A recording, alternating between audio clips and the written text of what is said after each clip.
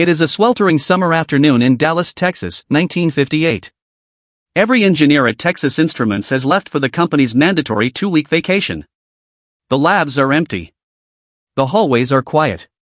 Except for one room, where a tall, soft-spoken electrical engineer from Great Bend, Kansas sits alone at a workbench surrounded by germanium, gold wire, and a soldering iron. His name is Jack Kilby. He has been at Texas Instruments for exactly 6 weeks. He does not yet qualify for vacation. And so while his colleagues are at the beach, Kilby has nothing but time, a laboratory to himself, and a problem that has been eating at him for years. The problem is wire. Computers in 1958 required miles of hand-soldered connections between individual transistors, resistors, and capacitors. Every connection was a potential failure point. Every failure point was a catastrophe. Kilby believed there had to be a better way. If every component could be built from the same block of material, the wiring problem would not need to be solved. It would simply disappear. On September 12, 1958, when his colleagues returned from vacation, Kilby showed them what he had built. It looked, by one later account, like a failed art project. A rough, ugly patchwork of germanium and gold wire no larger than a paperclip. It was the first integrated circuit in history. The device that would eventually go inside every phone, every computer, every car, every satellite, and every machine that thinks. And it was built by a man who could not go on vacation. But here is what almost nobody thinks to ask. How did an oil exploration company from Dallas, Texas end up with Jack Kilby in a laboratory in the first place?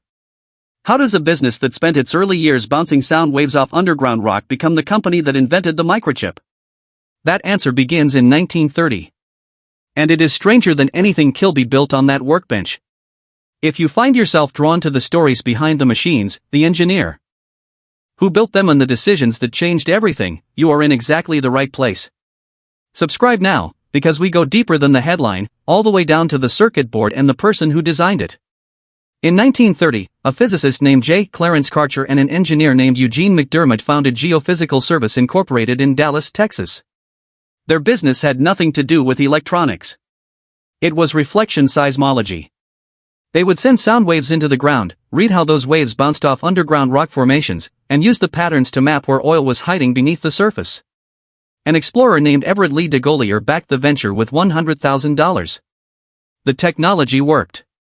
The oil business, however, was erratic and unforgiving, and by the late 1930s the company had reorganized, with the geophysical work spun into a subsidiary simply called GSI.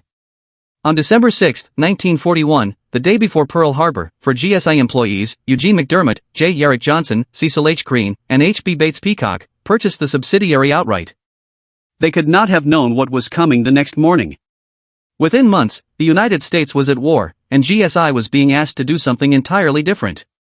The rugged, weatherproof casings GSI had designed to protect their oil detection equipment in the field turned out to be exactly what the military needed for radar systems and submarine warfare electronics. The company began building instruments for the Navy and the Army Signal Corps. They were good at it. Better than almost anyone expected. The war did not just change GSI's revenue. It rewired the company's identity. By 1945, GSI was no longer simply a geophysical services firm that happened to build equipment.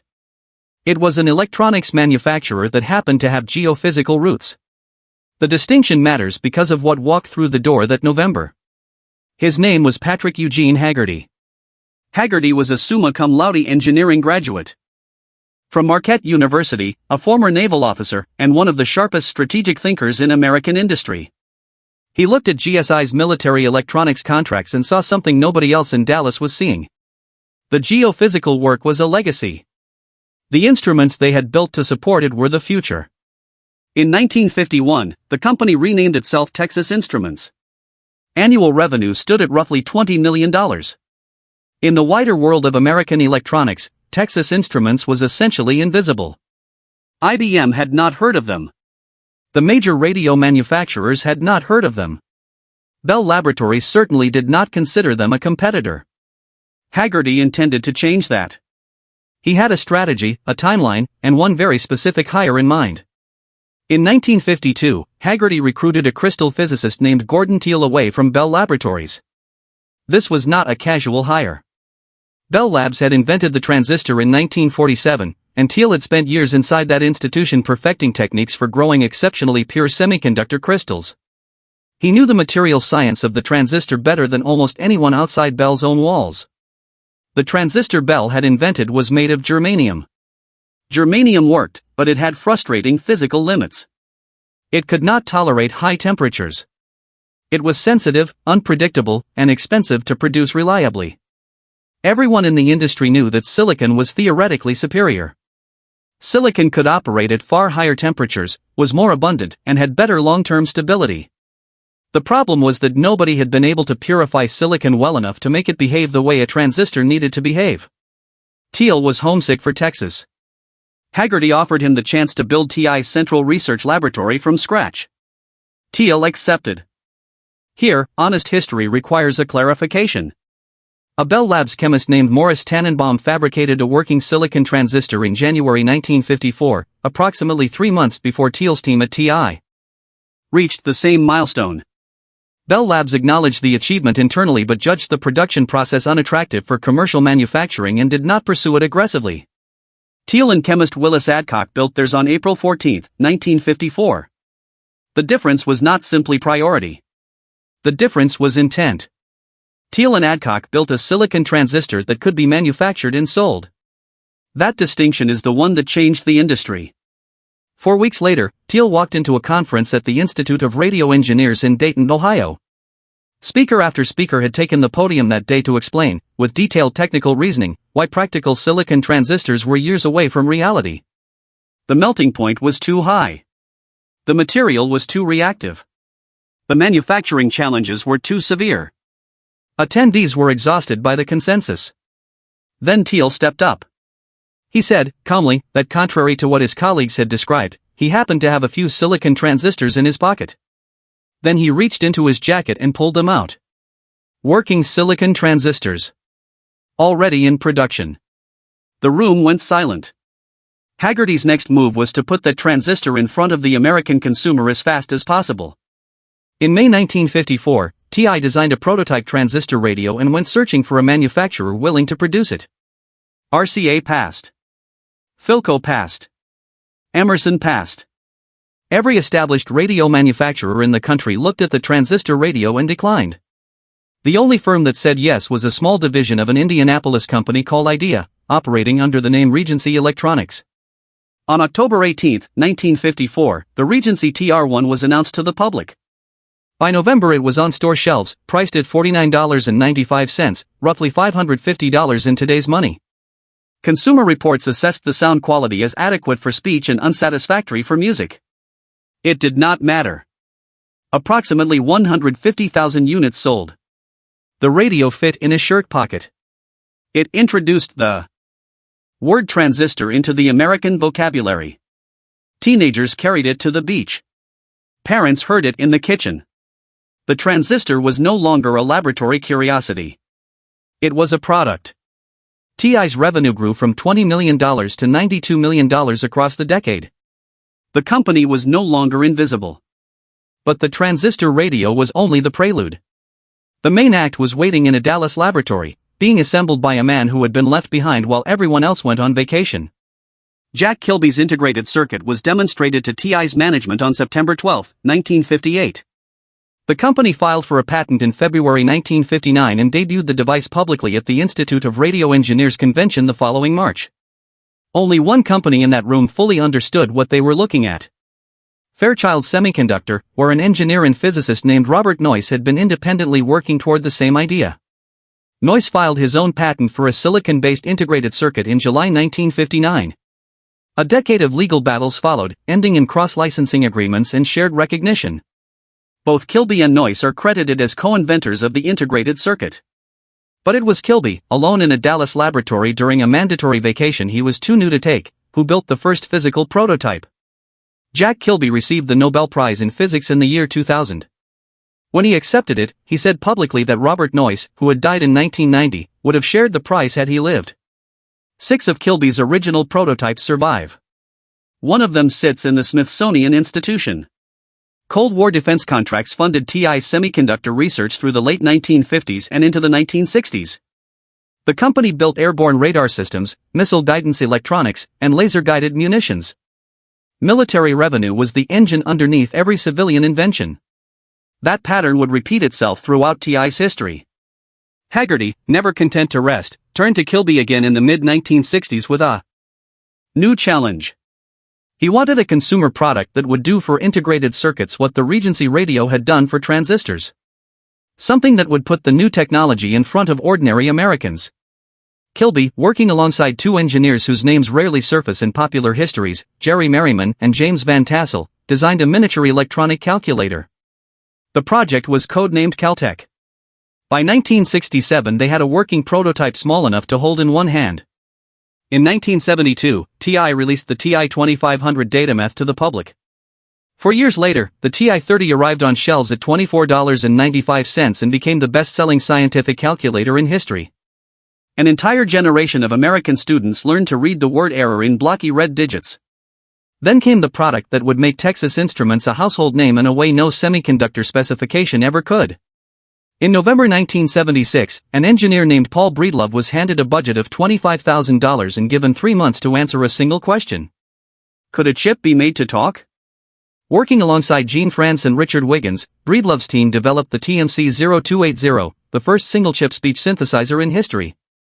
The voice was recorded by a Dallas radio announcer named Mitch Carr, selected for his clear, precise delivery. The team built an educational toy around the chip, a bright orange plastic device with a keyboard, a small screen, and a vocabulary of several hundred words.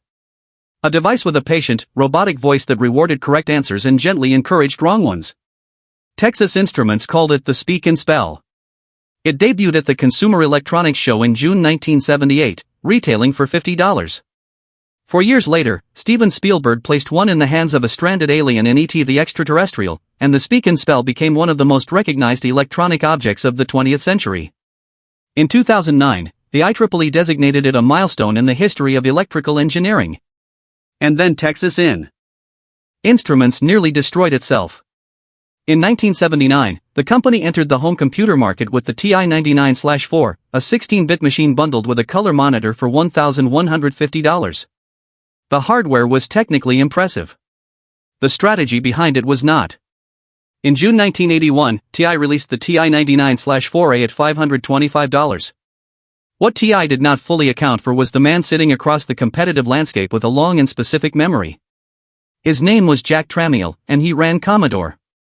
In the mid-1970s, Texas Instruments had systematically undercut Commodore's calculator business, dropping prices below what Commodore could profitably match and nearly driving the company out of the market. Tramiel had not forgotten. He had responded by acquiring MOS Technology, the manufacturer of the 6502 processor, giving Commodore direct control over its own silicon supply. When the home computer market exploded in the early 1980s, Tramiel used the exact same weapon TI had once used against him. He dropped prices. TI matched them. Commodore dropped again. TI matched again. By February 1983, the TI-99/4A was selling for $150. By summer, a stripped version was available for under $100. Texas Instruments was losing money on every single unit it shipped. The factory in Lubbock, Texas was producing 5,000 machines per day. Shipping volume and sales revenue are not the same thing when the price is below the cost of production. The third quarter of 1983 arrived like a verdict. Texas Instruments reported a loss of $330 million, nearly all of it attributable to the home computer division. In October 1983, the company announced it was discontinuing the TI-99/4A. Remaining inventory was liquidated at $50 a unit, then $20. Thousands of workers were laid off across multiple facilities. The company that had invented the integrated circuit, the handheld scientific calculator, and the first speech synthesizer chip had come within one disastrous product line of financial collapse. But Texas Instruments did not collapse. It did something considerably harder. It retreated, deliberately and without apology, to the thing it had always done better than any other company on earth: designing and manufacturing semiconductors. The consumer spotlight went dark. The analog chips, the embedded processors, the components buried invisibly inside other companies' products became the entire business model. It was not glamorous. It was survival.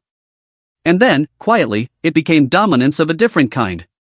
Today, Texas Instruments employs approximately 33,000 people and posts annual revenue near $18 billion. Its market capitalization approaches $280 billion. New semiconductor fabrication plants are under construction in Sherman, Texas. TI calculators sit on the desks of nearly every high school mathematics student in the country. A quiet monopoly that barely registers as one because it operates entirely beneath the surface of daily life, the same place this company has always been most comfortable. The integrated circuit that Jack Kilby soldered together during a mandatory vacation he was too new to take is now inside every phone, every vehicle, every medical device, every satellite, and every system that processes information on Earth. Under every brand name except the one that invented it. In 1930, two men in Dallas sent sound waves into the ground to find oil. 94 years later, the company they started is still finding what nobody else knew was there. If you had a TI calculator on your desk, a speak and spell under the Christmas tree, or a TI 99/4A connected to the family television, tell us about it in the comments. The model, the year, what you used it for. The people who actually used these machines understand what Texas Instruments built better than any annual report ever will. Subscribe if you want to keep building this archive together. There are more of these stories, and they are all this strange.